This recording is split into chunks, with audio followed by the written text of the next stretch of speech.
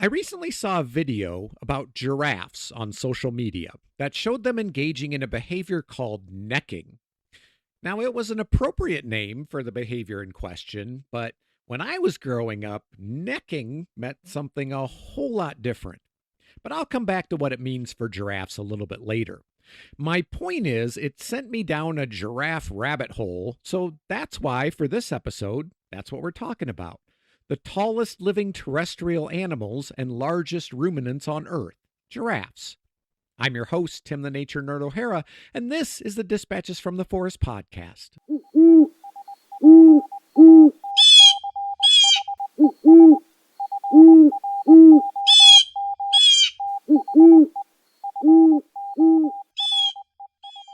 If you've been to a zoo, pick a zoo, any zoo, chances are they had a giraffe or two. It's estimated that there's over 1,600 giraffes in zoos around the world. But they're native to the savannas and woodlands of Africa. And while they've been extirpated in many parts of their former range, they can still be found in scattered locations, often national parks or wildlife reserves around the African continent. The distinguishing characteristics of giraffes, of course, are their extremely long neck and legs, also their horn like ossicones, which I'll talk about later, and spotted coat patterns. So let's start by looking at these physical characteristics from the top of their tall heads all the way down to their hooves. Fully grown, giraffes stand somewhere between 14 and 19 feet tall, 4.3 to 5.7 meters, with males usually taller than females. And the average weight is over 2,600 pounds, around 1,200 kilograms for an adult male, and over 1,800 pounds, just over 800 kilograms for an adult female. They have a tail that's somewhere between 31 and 39 inches long, 80 to 100 centimeters, that ends in a long, dark tuft of fur used as a defense against insects, essentially a built in fly swatter. But giraffes also have very thick skin. It can be over 3/4 of an inch, 20 millimeters. Their coat has dark blotches or patches that can be orange, chestnut, brown, or nearly black, surrounded by lighter hair, usually white or a cream color. The pattern of the coat is actually unique to each individual giraffe, kind of like a fingerprint, and males become darker as they age.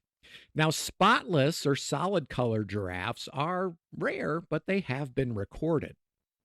Now, this coat pattern has been claimed to serve as camouflage in the light and shade patterns of those savanna woodlands. And as big as they are, when they're standing among trees and bushes, they're hard to spot, even at close range. But adult giraffes move around a lot to give themselves the best view of their environment and any approaching predators, and they tend to rely on their size and their ability to defend themselves rather than relying on that camouflage. But still, the camouflaging qualities of their coat are important for their calves, which, of course, are more vulnerable to predation. The skin under those blotches are sites for complex blood vessels and sweat glands, so they actually do help regulate the giraffe's body temperature. Their fur and skin also gives giraffe a distinct smell. There are at least 11 aromatic chemicals that have been identified in giraffe fur, and these chemicals actually serve to help repel parasites. And since the odor is stronger in males, it probably also serves a function in attracting a mate, like Axe body spray for giraffes. Now, way up on top of their heads, both male and female giraffes have horn like structures called ossicones that can be up to 5.3 inches or 13.5 centimeters long. Ossicones are superficially similar to horns or antlers, but they're distinguished by their unique development and a permanent covering of skin and fur rather than a horn sheath like other horned ungulates. Because these ossicones also have a lot of blood vessels, they also serve a role in thermal regulation, but they're definitely used in combat between males. In fact, the ossicones of females and young are thinner, and they usually have tufts of hair on top, while those of adult males tend to be thicker, tend to be bald from combat, and knobbed on top, meaning the appearance of the ossicones can be a reliable indicator of the sex and the age of a giraffe. While multiple sinus cavities help lighten the giraffe's skull, males develop calcium deposits that form bumps on their skulls as they age, making their skulls heavier and more club like, which helps them become more dominant in combat, which again we're going to talk about in a little bit. A giraffe's eyes are located on the sides of its head, which gives it a broad visual field from that great height. Compared to other ungulates, though, giraffe vision is more binocular and the eyes are larger with a greater retinal surface area, all the better for spotting predators. And as you might expect, they have both excellent hearing and an excellent sense of smell. Like other ungulates, their ears are movable so they can pinpoint the source of sounds, and their slit shaped nostrils help them deal with blowing sand. And then there's the tongue. A giraffe's tongue measures somewhere around 18 inches or 45 centimeters long, and it's dark in color to help protect it against sunburn. Imagine having a sunburned tongue. And a giraffe's tongue is also very dexterous. It's able to grasp foliage and delicately pick off leaves. The upper lip is flexible and hairy to protect against sharp prickles from things like the thorns of the acacia tree, a giraffe's favorite food. And the upper jaw has a hard palate instead of front teeth. Now, all of that sits on top of what is probably the giraffe's signature feature, that long, long neck. A giraffe's neck can be nearly 8 feet or 2.5 meters long, and along its length is a mane of short, erect hair. Now, you might think that a giraffe's long neck is because they have more vertebrae, but that's not the case. The length is a result of the disproportionate lengthening of the cervical vertebrae themselves. Cervical vertebrae is hard to say, with each one growing over 11 inches or 28 centimeters long. These cervical vertebrae make up 52 to 54% of the length of the giraffe's entire spinal column, compared to the 27 to 33% typical of similar large ungulates. This elongation takes place largely after birth, probably because giraffe mothers would have a real hard time giving birth if their calves had the same neck proportions as adults. To hold up their heads and large necks, they have large muscles and a ligament that are anchored to the middle of their spinal column, giving them a slight hump. Now, there are several hypotheses about the evolutionary origin and maintenance of long giraffe necks. The most popular, of course, came from Charles Darwin, who originally suggested the competing browsers hypothesis, which suggested that the competition from smaller browsers encouraged the elongation of the neck because it enabled giraffes to reach food that its competitors couldn't. And this advantage is real. Giraffes can feed up to 15 feet or 4.5 meters high, while even the largest competitors, like kudu, can only reach up to a little over 6.5 feet or 2 meters high. There's also research suggesting that browsing competition is more intense at lower levels, and giraffes feed more efficiently, gaining more leaf biomass with each mouthful by feeding high in the canopy. But that said, scientists disagree about just how much time giraffes actually spend feeding at levels above the reach of other browsers. A study in 2010 found that adult giraffes with longer necks actually suffered higher mortality rates under drought conditions than their shorter necked counterparts. This study suggested that maintaining a longer neck requires more nutrients, putting longer necked giraffes at higher risk during a food shortage. Other studies have suggested that long necks evolved as a secondary sexual characteristic, giving males an advantage when establishing dominance. We're getting closer and closer to talking about necking. Or that again, the long neck provided an advantage for seeing predators. But whether those are main features or just side effects hasn't been proven yet. Because while males may have thicker necks, females actually have proportionally longer ones, which is likely because of their greater need to find more food to sustain themselves and their dependent young. Now, all of this giraffe is held up by their other signature feature, those long legs. A giraffe's front legs tend to be longer than the hind legs, and males have proportionally longer front legs than females, which gives them better support when swinging their necks when, again, you guessed it, they fight each other. You didn't know giraffes were so violent, did you? The hooves of a large male giraffe can be 12 by 9 inches in diameter, 31 by 23 centimeters. Now, with those long legs, giraffes only have two gaits: walking and galloping. Walking is done by moving both legs on the same side of the body, then doing the same on the other side. When galloping, though, the hind legs move around the front legs first, and then the front legs move forward. The movements of the head and neck help provide balance and control momentum when they're galloping.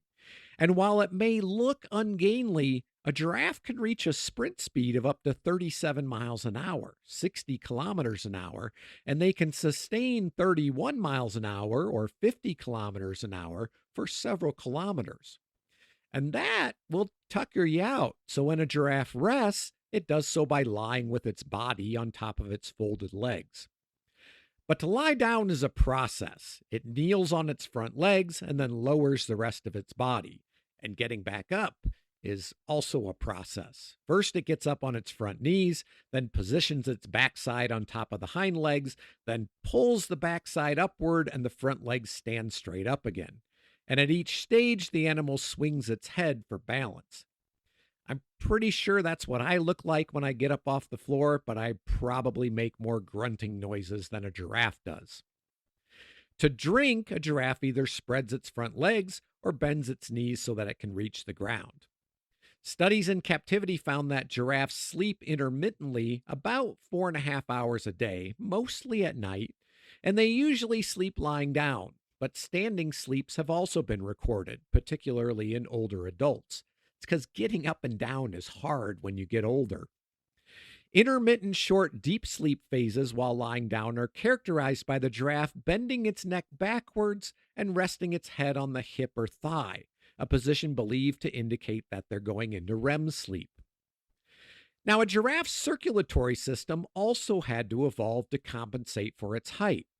A giraffe's heart is incredibly large, measuring about 2 feet or 60 centimeters and weighing in at around 25 pounds, 11 kilograms. It has to generate approximately double the blood pressure required for humans in order to maintain blood flow to the brain. Giraffes have a relatively high heart rate for their size also, at 150 beats a minute. When a giraffe lowers its head, like when it has to drink, the blood rushes down fairly unopposed, but a complex system of arteries and blood vessels prevents excess blood flow to the brain. When it raises its head again, these blood vessels constrict and push blood into the brain so the animal doesn't faint. The jugular veins contain several valves to prevent blood flowing back to the head from the heart when the head is lowered. And conversely, the blood vessels in the lower legs are under great pressure because of the weight of fluid pressing down on them. To solve this problem, the skin of the lower legs is thick and tight, preventing too much blood from pouring into them. Now, giraffes are ruminants, so they chew their food, swallow it for processing, then visibly pass up the half-digested cud up the neck and back into the mouth to chew again.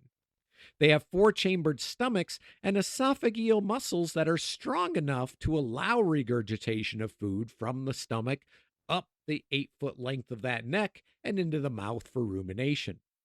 They also have very large intestines. The intestines of an adult giraffe can measure more than 230 feet, 70 meters. And they consume about 75 pounds or 35 kilograms of plant matter every day.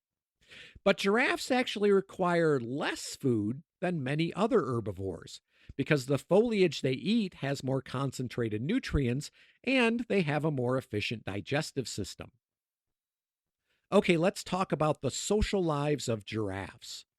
Giraffes form groups of varying sizes, ranging from 1 up to 66 or more. Traditionally, the composition of these groups has been described as, quote, open and ever-changing, unquote.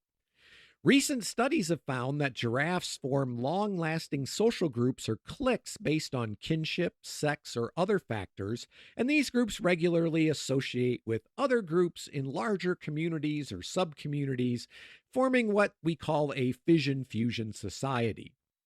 Now, giraffes aren't territorial, but they do have home ranges that vary in size, mainly according to rainfall and proximity to human settlements.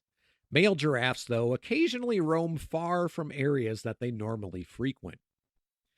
Now, early biologists thought that surely giraffes must be mute, incapable of creating enough airflow to vibrate their vocal cords. But this has been proven to be incorrect. They're actually incredibly vocal animals. They've been recorded communicating using snorts, sneezes, coughs, snores, hisses, bursts, moans, grunts, growls, and even flute like sounds. During courtship, males emit loud coughs. Females call their young by bellowing. Calves emit bleats, mooing, and mewing sounds. Snorting and hissing is associated with vigilance. And at night, giraffes appear to hum to each other. How nice is that? There's also some evidence that giraffes can create infrasounds, low frequency sounds below the threshold of human hearing. They also communicate with body language. Dominant males display to other males with an erect posture, holding up their chin and head while walking stiffly and displaying their side. The less dominant show submissiveness by dropping their head and ears, lowering their chin, and, fleeing. And that kind of brings us nicely to necking. Male giraffes use their necks as weapons in combat, a behavior known as necking. Necking is used to establish dominance, and males that win necking bouts have greater reproductive success. Now, necking can be either high intensity or low intensity. In low intensity necking, the combatants just rub and lean on each other. The male that can keep itself more upright wins the bout. But high intensity necking looks absolutely brutal. Look up videos of giraffes engaging in high intensity necking. You'll need a chiropractor just from watching them. In high intensity necking, the combatants spread their legs and swing their necks violently at each other, attempting to land blows with their ossicones. The contestants try to dodge each other's blows and then prepare a counter blow. The power of the blow depends on the weight of the skull and the arc of the swing. Remember how I said that male skulls get heavier and more club-like as they get older? A necking duel can last more than half an hour depending on how well matched the combatants are. Now, most fights don't lead to serious injury, but there have been records of broken jaws, broken necks, and even deaths. But afterwards, it's common for the two contestants to caress and basically court each other. No hard feelings, I guess. Now, reproduction in giraffes is broadly polygamous. A few older males tend to mate with fertile females. There's no actual mating season for giraffes, though. Females can reproduce all year long, and they go into estrus about every 15 days. Now, since female giraffes in estrus are dispersed over space and time, reproductive adult males adopt a strategy of roaming among female groups, looking for mating opportunities with periodic hormone-induced rutting behavior approximately every 2 weeks. Male giraffes assess female fertility by tasting the female's urine to detect estrus, and suddenly I'm happy that I'm not a giraffe. Once an estrus female is detected, the male courts her. A courting male may lick a female's tail, lay his head and neck on her body, or nudge her with his ossicones. And when courting, dominant males keep the subordinate ones at bay. Males usually have to wait until they're at least 7 years old before they have an opportunity to mate, even though they're capable of reproducing at the age of 3 or 4. Now, giraffe gestation lasts between 400 and 460 days, so 13 to 14 months, after which usually a single calf is born, although twins occur on rare occasions. The mother gives birth standing up, and the calf emerges head and front legs first, then falls to the ground, which severs the umbilical cord. And a newborn giraffe is not exactly small, 5.5 to 6.5 feet tall, 1.7 to 2 meters. Within a few hours of birth, the calf can run around and is almost indistinguishable from a 1-week-old. However, for the first 1 to 3 weeks, it will spend most of its time hiding, again with that coat pattern providing camouflage. The ossicones, which were laying flat in the womb, raise up in just a few days. Mothers with calves will gather into nursery herds, moving and browsing together. And these mothers sometimes leave their calves with one female while they forage and drink elsewhere. This is known as a calving pool. Females watching over calving pools will only alert their own young if they detect a disturbance, but the others will still take notice and follow. Because of their size, eyesight, and powerful kicks, adult giraffes are mostly safe from predation, with lions being their only real major threat. Juveniles, however, are vulnerable to leopards, hyenas, and wild dogs. If attacked by a predator, a mother giraffe will stand over her calf and kick at the approaching threat. Calf survival rates vary according to the season of birth. Calves born during the dry season have higher survival rates. And this is because of the local seasonal presence of large herds of migratory wildebeest and zebras, which reduces predation pressure on giraffe calves and increases the probability of survival. In turn, it's been suggested that other ungulates may benefit from hanging around with giraffes because their height allows them to spot predators from further away. Zebras assess predation risk by watching giraffes and spend less time looking around when giraffes are present. It's good to have tall friends. But generally, somewhere between 25 and 50% of giraffe calves reach adulthood, and giraffes have an unusually long lifespan compared to other ruminants, 20 to 25 years on average, even longer in captivity.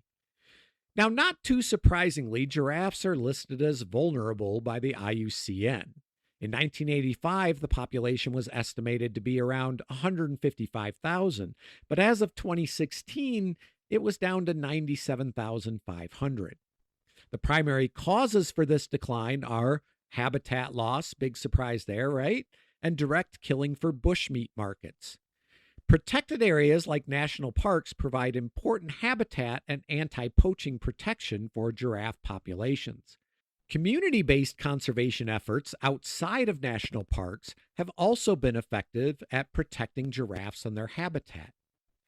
And with that, my feral friends, we find ourselves at the end of this episode. Thank you as always for listening. If you'd like to support the podcast, here's how to do that. Become a patron. Subscriptions start at just $5 a month, and with 3 paid months, you get free Dispatches from the Forest merch. Find all the details at patreon.com/dispatchesfromtheforest. You're welcome to donate through either PayPal or Venmo using my email address, dispatchesfromtheforest@gmail.com. Also, how you can contact me if you have a question, a request for a future episode, or just a general comment. You can also donate using the Cash App and the hashtag ForestNerd. If you like writing checks, well, send me a message and get my mailing address, and you're welcome to send me a check. And of course, there's Dispatches from the Forest merch for sale. Go check out the merch store at cafepress.com/shop/Dispatches from the Forest. Click on products and see all that we have to offer. Finally, follow Dispatches from the Forest on Facebook, Instagram, TikTok, and YouTube. I'm your host, Tim the Nature Nerd O'Hara, reminding you to go outside and get dirty.